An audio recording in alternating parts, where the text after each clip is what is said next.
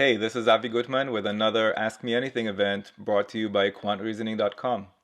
I invite you to join me live next time. We do this every Saturday at 11 a.m. Eastern, and you can attend for free by starting your free trial at quantreasoning.com.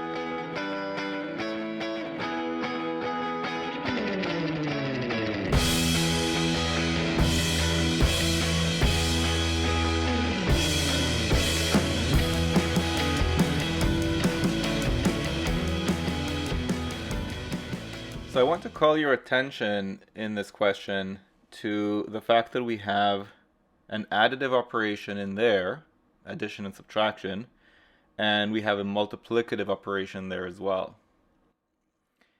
And so I think what this question is really testing is our conceptual understanding of what happens to distances on the number line when we move them additively and when we move them multiplicatively. So for example, if I have -3, -1, and 5, +5. Let's imagine that I have a set of 3 numbers on a number line.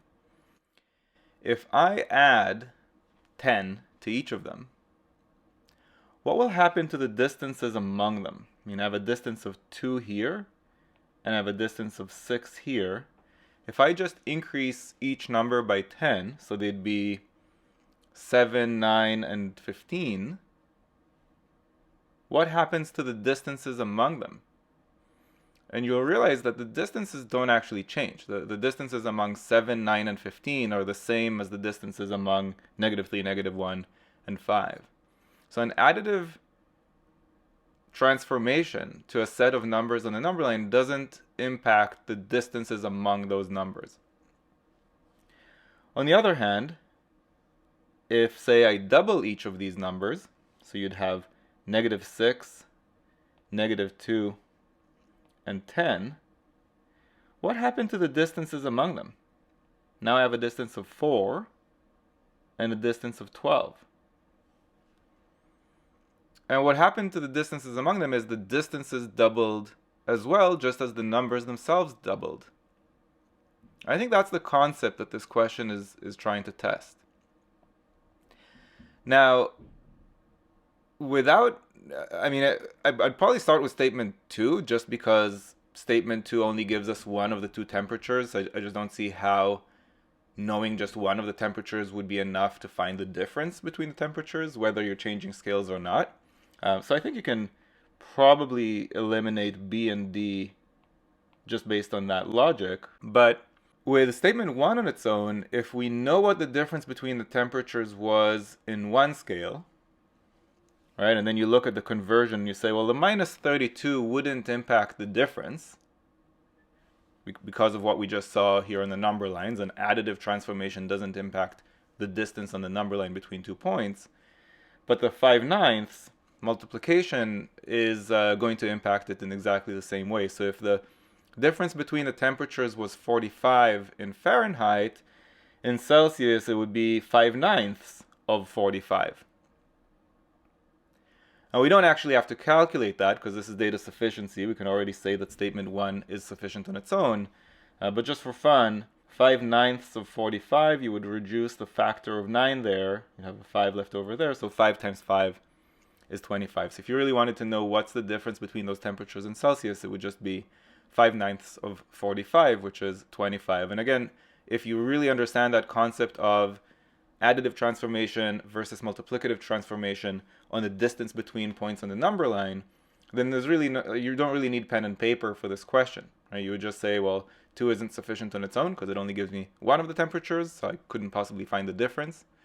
And statement 1 is sufficient on its own because the -32 is irrelevant. It's not going to impact the distance between points on the number line, but the multiplication by 5/9 will impact it in a very predictable way. The distance between them will just be multiplied by 5/9. Yeah, so I want to address that. So you're saying you were hopeful that maybe statement 2 will be sufficient on its own. If you do a bunch of math, you might find that it is. But all the formula that they provided would allow you to do is convert the 32 the 30 degrees Celsius to Fahrenheit. So you'd be able to find out, like if you do all the math and follow the formula, you would be able to find out what 30 Celsius means in Fahrenheit. But they're not asking you to find a temperature. They're asking you to find the difference between two temperatures. And I think that's where the number line really comes in handy, because then you realize I'm not looking for a tick mark on the number line, I'm looking for the distance between two tick marks. And that's a very different kind of question. I understand now. Yeah. Yeah, so it looks like three of you made the same mistake there. So I think really the mistake you made is you read the question too quickly, is probably the mistake you made. Yeah, I mean, it looks like the difficult part in this question is this text right here, right? The difference between a certain pair of temperatures on a certain scale. So it would be like, if you look at the high temperature and the low temperature in the weather forecast for tomorrow, what's the difference between the high and the low? Like, what's the range of temperatures that we can expect tomorrow? And statement 1 gives us that range in Fahrenheit, and so we can translate that into Celsius because we know what the formula is. But statement 2 only gives us the maximum range. It doesn't give, the maximum temperature, not the minimum temperature. So I know how hot it will be in the afternoon, but I don't know anything about the middle of the night when it's cold. And that's why statement 2 is not sufficient and so on. So it looks like some of you misinterpreted the question, maybe reading it too quickly. Because you just follow the formula and you'd say, well, the minus 32 is irrelevant because it won't impact the range. It won't impact the distance on the number line between 2 points. But the 5/9 will impact it in a very predictable way. You just multiply by 5/9 and you're done. I should mention an interesting rule that comes out of this understanding for standard deviation. So if you know the standard deviation of a set of numbers, and then you're told that every number in the set is increased by 15. I'm just making that up. They all are changed by the same additive change. The standard deviation will stay the same. Because the standard deviation is just a measurement of how spread out are the tick marks on the number line. And if you're just shifting all the tick marks up or down the number line by a constant, the distances among the tick marks will stay the same, and therefore the standard deviation will stay the same. And that's a rule that I've seen tested on the GMAT quite a lot.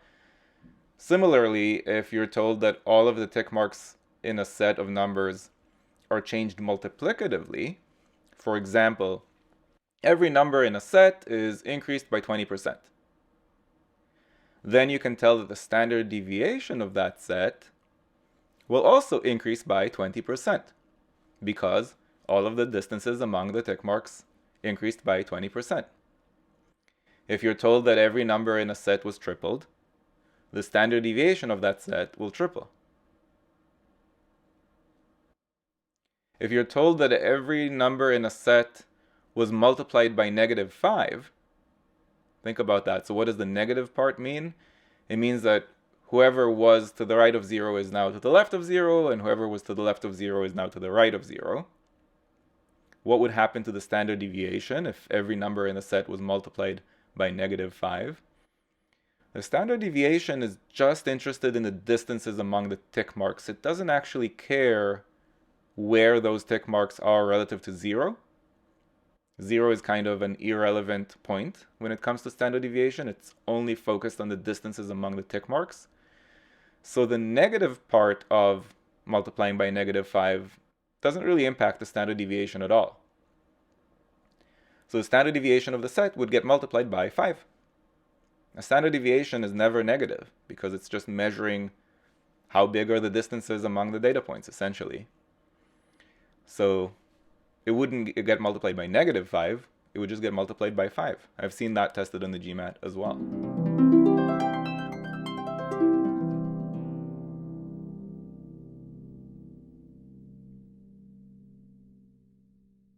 Does anyone see any similarities between this question and the previous question? Perfect.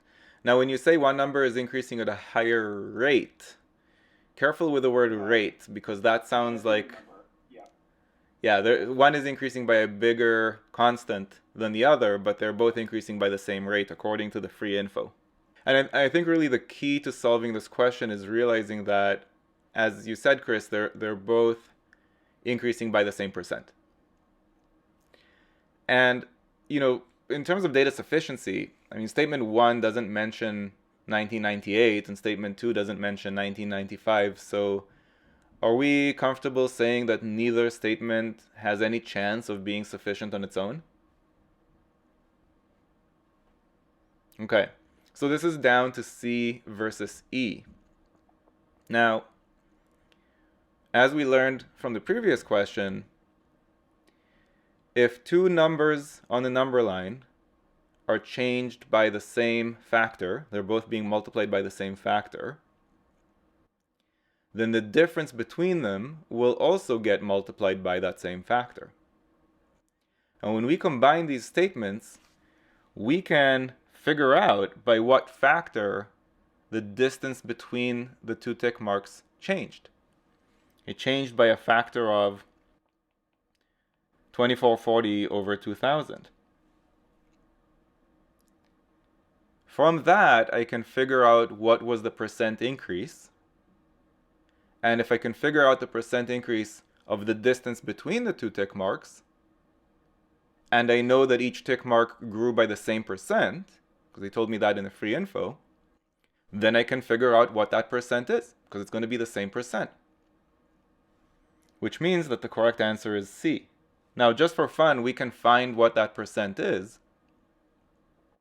But on the test, I wouldn't do that. I would just say, look, I know that if two tick marks on the number line are multiplied by the same factor, the distance between them will also get multiplied by that same factor. And when I combine these statements, I can figure out what that factor is. And from there, I can figure out what P is. So for our purposes, let's finish this off. If you're multiplying by a factor of 2440 over 2000, that means that your percent change would be what? Does anyone remember how to convert from change factor to percent change? I would just take 100 as my starting point. Minus that starting point, because I only want the percent increase. So you can reduce 2 zeros there. You can reduce another 0 there. So what do we have? 244 divided by 2. That's 122. Minus the 100, we've got a 22% increase. So P is 22%. Again, we wouldn't do any of that on the actual test because this is data sufficiency and we don't care what that percent is. Because P is the same P, exactly. If we didn't know that the percent increase is the same for both people, then it's E. Then the correct answer is E. But because we know that the P is the same in both cases, we know that that P would also apply to the distance between them. And that again was the big insight from the first question of the day. I feel like if I just have this procedure where I imagine that the starting point is 100, I apply the change factor to it. It's a very intuitive thing once you get into the habit of thinking of change factors, which is a very good habit for the GMAT. I'm taking 100 as my starting point because percent is literally out of 100, so that's a good starting point to use. Multiply it by the change factor, and then because I'm only interested in the percent change, remove that starting point out of it, minus 100 in the end. So that's kind of the procedure that I've come up with, which I don't think we should need to memorize. I think we should just understand why that procedure works, right? We're using 100 as a starting point, applying the change factor to it, and then subtracting back out that starting point to get the percent change. And that's going to always work regardless whether you have variables or whatnot. Yeah, the change factor is the new divided by the original. That's just what a change factor is. It's a ratio of new to original. Hey, I'm just going to interrupt my own video for a moment here. If you're finding value in this video, please let me know in the comments below. And give this video a thumbs up. It really motivates me to keep uploading a new video every day. Alright, back to the video.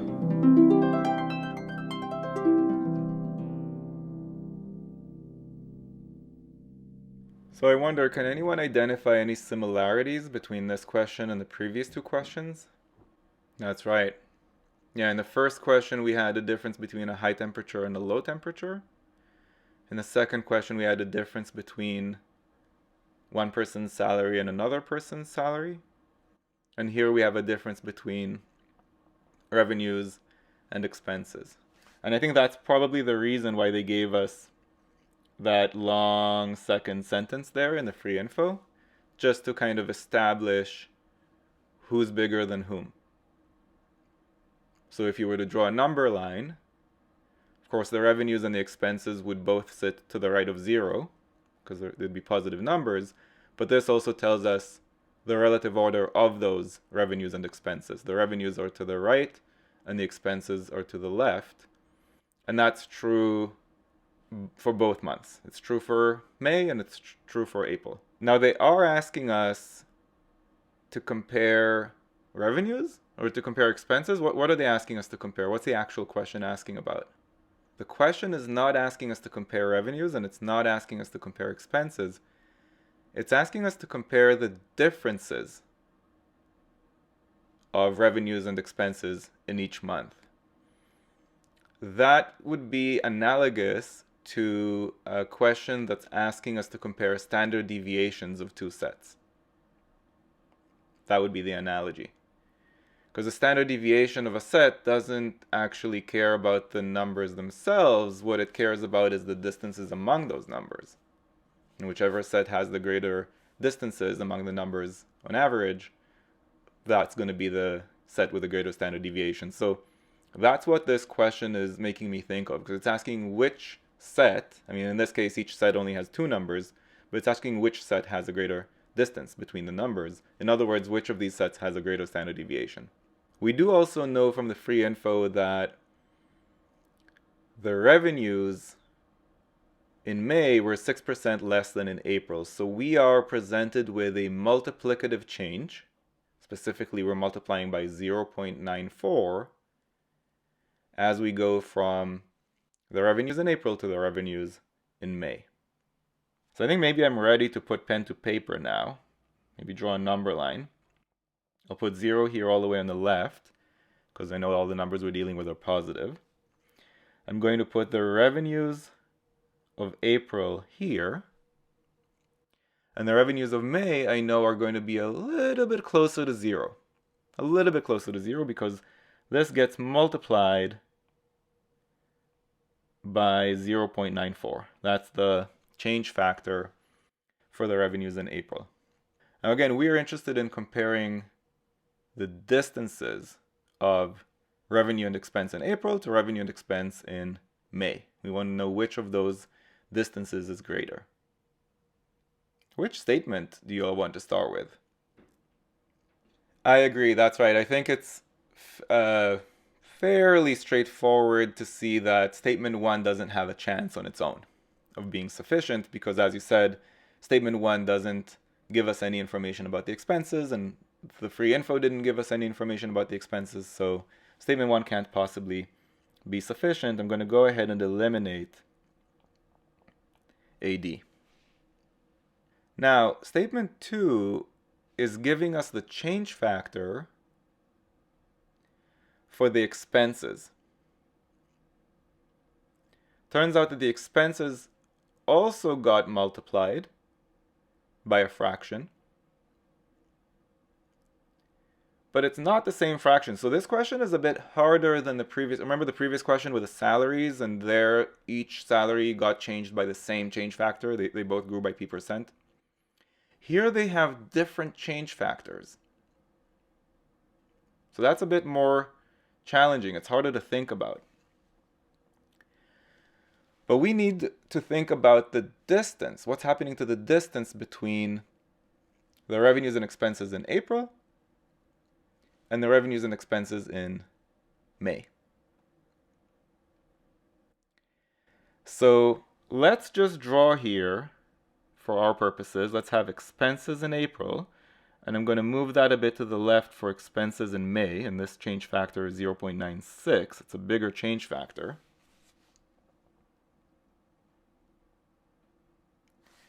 And we are again interested in which distance is bigger, the original distance or the new distance. So what's happening to that distance? If both revenues and expenses had changed by the same change factor, then the distance between them would also have changed by the same change factor. So if the expenses were also getting multiplied by 0.94, then we would say that the distance got multiplied by 0.94. Or alternatively, if they both changed by 0.96, then we'd say, okay, the distance between them also changed by 0.96. Now, in order to answer the question, we need to figure out whether the distance changed by a factor of more than 1 or less than 1. Because they're asking which distance was bigger. Was the distance bigger in April or was the distance bigger in May? Is there any way for us to tell whether the distance between them grew, meaning got multiplied by more than 1, or shrunk, meaning got multiplied by less than 1? It's a bit hard to conceptualize this, you're right. Let's see if this helps everyone. Let's imagine that I'm the owner of this clothing store, and my accountant came to me and said, "Sir, I have some bad news. Our revenues dropped by 6%. And then I probably would say something like, "Oh, that's terrible. What about our expenses?" And the accountant says, "The expenses also dropped by 6%. Then I would be thinking, if both the revenues and the expenses dropped by 6%, that means that my gross profit, meaning the difference between my revenues and expenses, also dropped by 6%. Then my accountant says, "I'm so sorry, sir, I made a mistake. Actually, the expenses dropped only by 4%. How would that make me feel? Do you think I'd be happy or sad by this correction? The accountant corrected himself. He said, "I'm so sorry, sir. Actually, your expenses didn't drop by 6%. Your expenses only dropped by 4%. What does that do to my gross profit when I find out that my expenses dropped by less than I thought?" That makes my gross profit even worse. So my gross profit already shrunk, or I thought it had shrunk by 6%, when I thought that both the revenues and the expenses shrunk by 6%. But now I'm realizing that the situation is even worse than I thought, because the expenses shrunk less than 6%. They only shrunk 4%. So that's even worse than I thought. And that gives me a definitive yes. Is my gross profit in May smaller than my gross profit was in April? Yes, it definitely is. So back to our number line, we know that if both revenues and expenses had shrunk by the same percent, let's say 6%, then the distances would also have shrunk by 6%, meaning the gross profit would have gone down by 6% from April to May. But because the expenses turns out only shrunk by 4%, that means that the gross profit in May, that second distance, is even smaller than we thought. We knew that it got smaller. We thought it got 6% smaller, but it got even smaller than that. So on the number line, we would then say, well, if this distance already would have been smaller with a 6% decrease for the expenses, and now it's going to be even more smaller, if that makes sense, for a 4% decrease in expenses, then we get a definitive yes. So it turns out that statement 2 is sufficient on its own. And the correct answer here is B.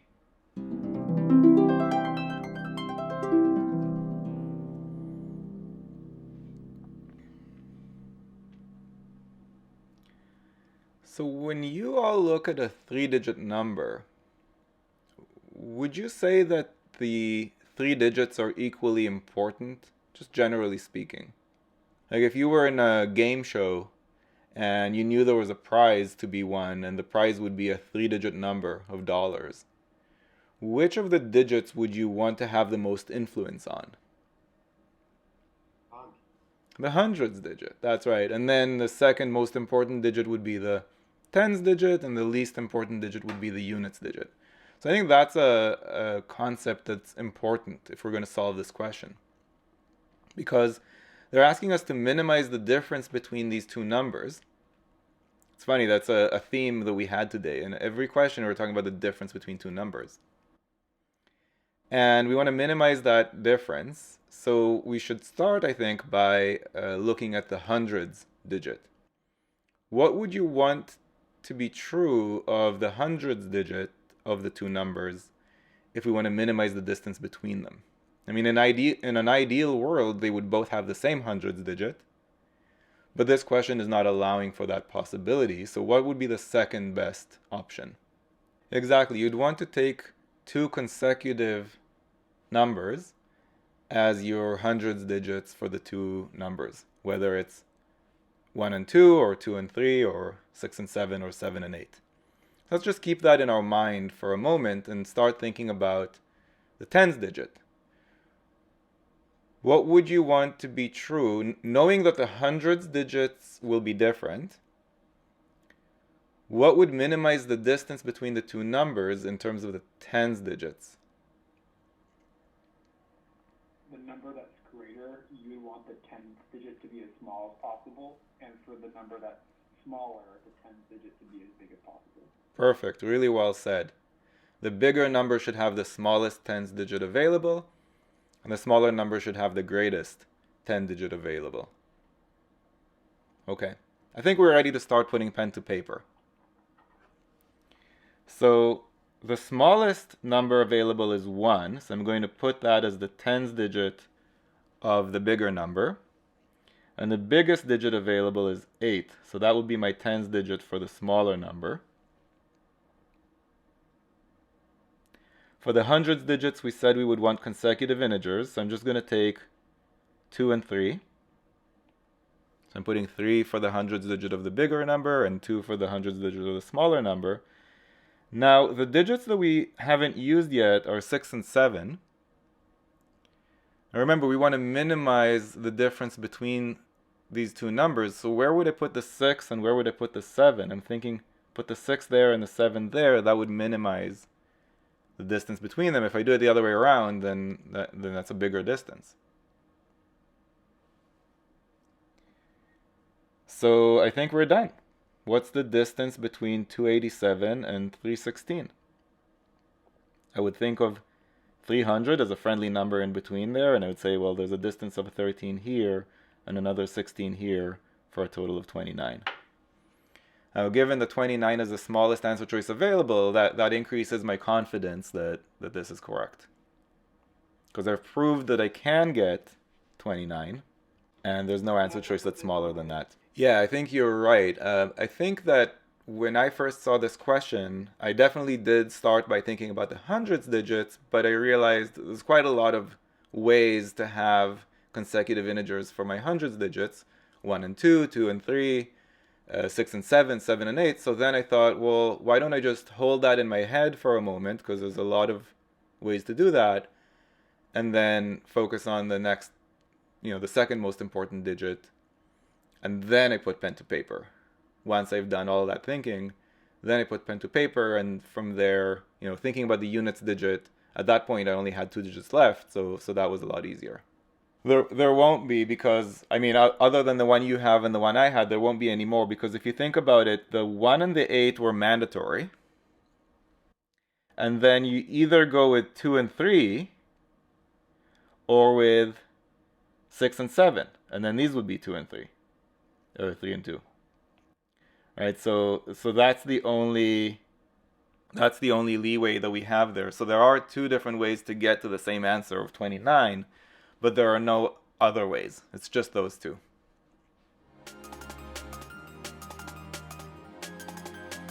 If you found this video useful, go to quantreasoning.com for a lot more where that came from. You should also click that like button and let me know in the comments below what you'd like me to make future videos about. And of course, if you haven't yet subscribed, go ahead and do that and click that bell below so you get notified about future videos. See you next time.